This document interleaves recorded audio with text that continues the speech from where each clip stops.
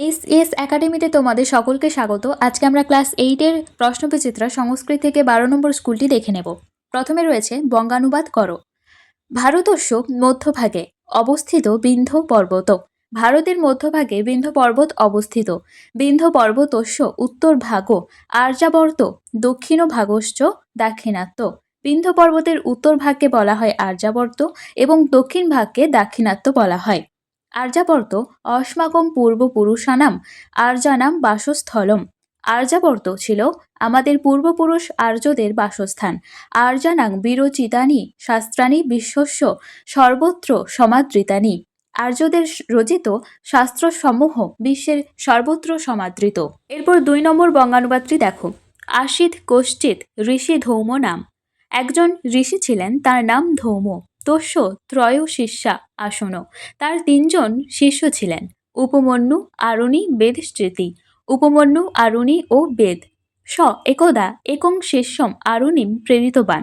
সে একদিন তার এক শিষ্য আরুণিকে আদেশ দিলেন, গচ্ছ বৎস কেদার খণ্ডং বধানীতি। হে বৎস, যাও এবং ক্ষেতের আল অর্থাৎ মাটির বাঁধ দিয়ে রক্ষা করো। উপাধ্যায়েন তমাদিষ্ঠ আরুণি ক্ষেত্রং গত্তা কেদার খণ্ডম অধধুম অসমর্থ অভবৎ।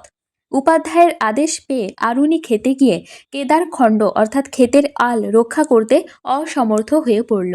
2-এর দাগে রয়েছে সন্ধি বিচ্ছেদ করো।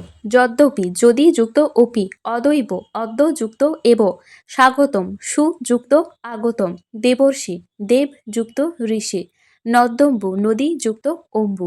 3-এর দাগে শব্দরূপ লিখতে দিয়েছে।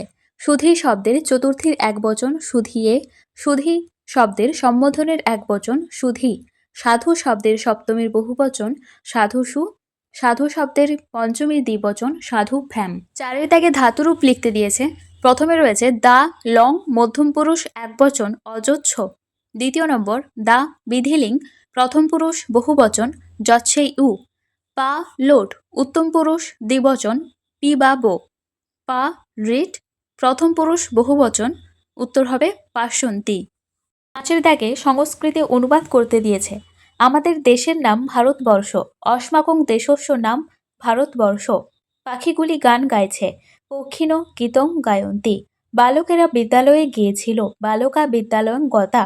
ধন হইতে বিদ্যা বড়, ধনাৎ বিদ্যয়া মহত্তং বর্ধতে। বিদ্যা বিনয় দান করে, বিদ্যা বিনয়ং দদাতি।